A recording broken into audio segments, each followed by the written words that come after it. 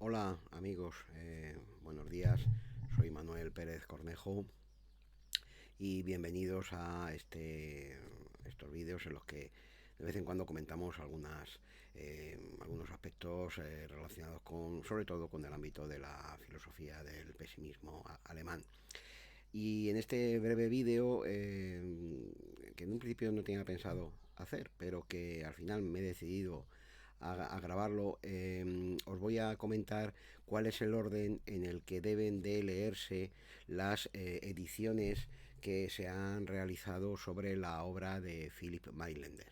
Sabéis que en los últimos años, desde 2014, pues se han ido traduciendo al castellano las obras de este filósofo alemán que estaba prácticamente desaparecido de las historias de la filosofía y que bueno pues ha ido recuperando poco a poco para el público español, sobre todo para el público interesado en la figura de Nietzsche, porque sin Mailänder y otros autores que también hemos venido introduciendo tanto yo como otros, como por ejemplo en el caso de Bansen, pues José Carlos Ibarra, en Barcelona, en fin, ¿no? Pero vamos, en lo que se refiere a Mailänder, sobre todo aquí en España, pues he sido yo el que lo he ido introduciendo. Son autores fundamentales para entender el pensamiento de Nietzsche. Y vamos a decirlo así, porque ya sabemos que en filosofía también hay modas. Ahora, durante unas décadas, la moda ha sido Nietzsche, igual que cuando yo era más joven, la moda era Marx, ¿no? Y bueno, pues todo parece que tiene que girar en torno a este autor, pero digamos con independencia de que para entender el pensamiento de Nietzsche sea fundamental conocer el pensamiento de estos autores, y por eso los he ido introduciendo en el ámbito de la filosofía española, pues en sí mismos tienen una importancia, por lo menos para mí, tanta o más que la que pueda tener Nietzsche. Y yo creo que con el tiempo se irá viendo que esto es así. Al menos sirven para contextualizar la figura de Nietzsche dentro de un ámbito mayor, porque él ni es una figura aislada, ni es, digamos, en su momento alguien que tuviera la relevancia que luego ha ido adquiriendo por distintas circunstancias históricas, sociales, incluso bélicas, en fin, y en fin, por el proceso de la propia cultura occidental que ha ido entrando en el ámbito del nihilismo, ¿no? Bien, pues en este vídeo lo que os quería indicar, como os decía, es en qué orden hay que leer las traducciones de la principal obra de Nietzsche, perdón, de Mailänder, ¿no? Que es la filosofía de la redención. ¿eh? Esa obra ha sido traducida en distintas partes, en distintos fragmentos en castellano, y os quería comentar en qué orden hay que leerlos para tener la visión total de conjunto de la obra. ¿De acuerdo? Bien, en esta edición, Filosofía de la Redención, esta edición, Filosofía de la Redención, pues tenéis traducido el primer volumen de la Filosofía de la Redención, que se publicó en 1876. Está íntegro. Y es por donde hay que comenzar. ¿De acuerdo? Este libro ha tenido una reimpresión en la que se corrigieron algunos errores del comienzo. Hoy en día hay algo de lo que yo me quejo mucho, ¿no? Que es que los libros ya no tienen fe de ratas. Con lo cual, pues si hay errores, ahí se quedan, ¿no? Y te los atribuyen luego. Bueno, pues es verdad que has cometido esos errores como se ha cometido siempre en las ediciones, pero había una fe de ratas en las que pues se corregían una vez que se había publicado el libro, que es cuando de verdad ves, ¿no? Los errores que pueda haber, pues entonces llevabas a cabo una fe de ratas que incluían en una hoja aparte. Entonces, bueno, esto ha desaparecido y bueno, pues en fin, pues hubo que corregirlos en una segunda edición. No, no eran tampoco gran cosa, pero bueno, había errores, ¿no? Y ahora ya en la última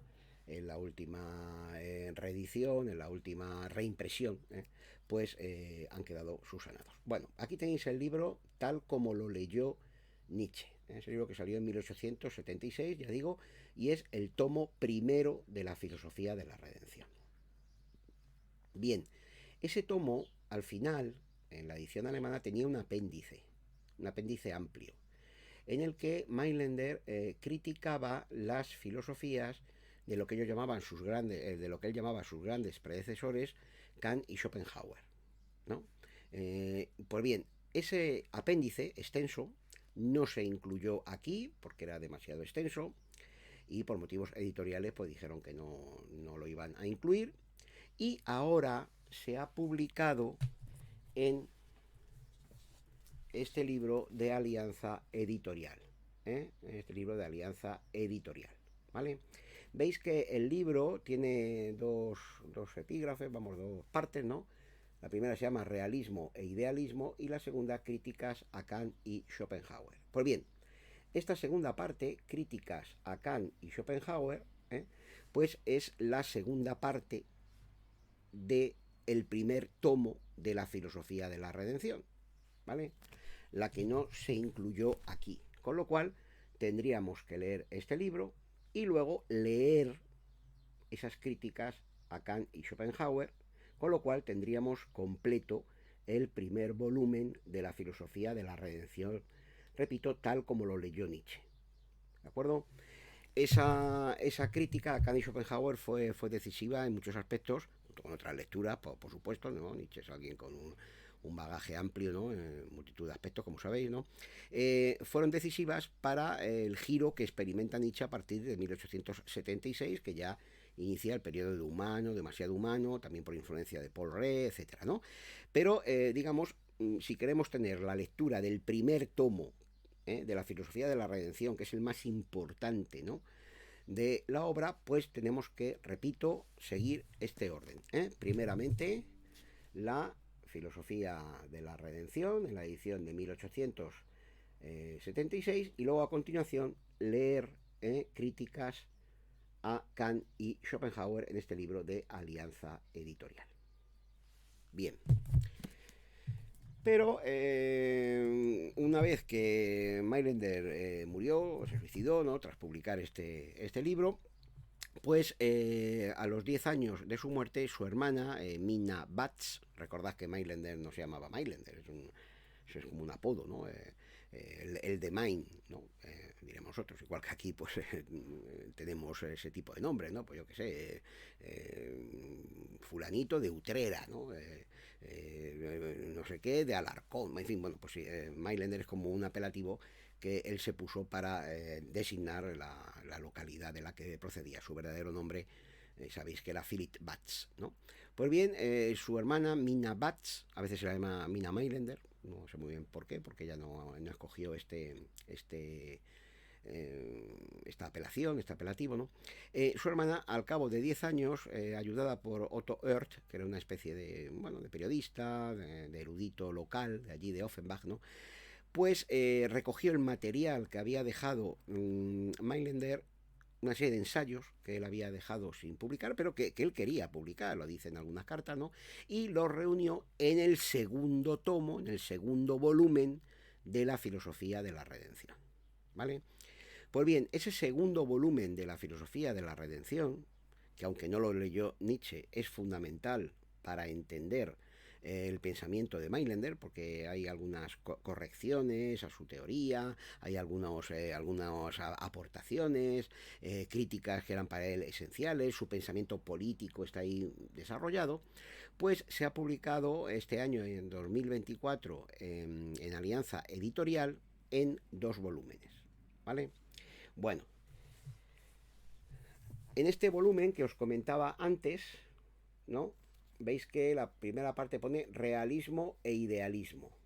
Realismo e idealismo. Pues bien, ahí se recoge la primera parte del segundo volumen de la filosofía de la redención, en la que aparecen los primeros ensayos de la misma y que tienen que ver pues con el ámbito de lo que llamaríamos la filosofía de la religión de Mailänder, ¿no?, y su crítica, su examen, pues del budismo, del cristianismo, y al final hay un ensayo maravilloso que trata de, es el que el ensayo se llama la verdadera confianza, en el que trata del mito del grial, ¿no? El mito del grial, y plantea, digamos, pues que su filosofía en cierto sentido es una continuación de esa búsqueda del grial, ¿no?, él cree haber hallado con su filosofía de la redención, ¿vale?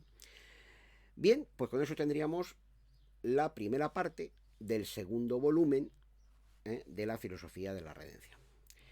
Y el otro volumen que os comentaba es este, que apareció junto con el otro, ¿no? Aparecieron juntos en alianza, titulado Ensayos sobre filosofía política. Y en este volumen se recoge la segunda parte del segundo volumen de la filosofía de la redención, donde están sus textos sobre filosofía política, están también recogidos una serie de aforismos interesantes. La traducción literal sería selección de espigas. Yo lo he traducido pues, como florilegio, ¿no? De pensamientos. Y luego pues hay una sátira científica muy interesante, ¿no? En la que examina de manera muy cruda la teoría de la evolución, indicando que interpretada literalmente favorecería su propia filosofía de la redención como disminución de las fuerzas y aniquilación del universo. Y finalmente un ensayo amplio en el que Mailänder critica la filosofía de lo inconsciente de Edward von Hartmann, y a medida que la va criticando pues va aclarando muchos puntos de su pensamiento que son esenciales para entenderlo en su conjunto. ¿Vale? Recordad que la filosofía de lo inconsciente tenéis publicada una edición con una selección de textos muy amplia. Está, yo creo que lo fundamental de ese libro, también en Alianza Editorial, la filosofía de lo inconsciente de Edward von Hartmann. Bien, pues vuelvo a repetir, porque es un pequeño lío, ¿no? Aunque cuando ya lo controlas no hay ninguno. Tomo primero de la filosofía de la redención, volumen primero de la filosofía de la redención, edición de Shorky.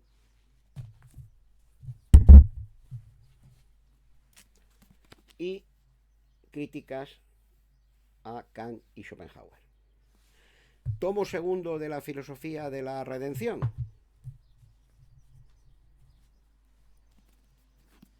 realismo e idealismo, y ensayos sobre filosofía política.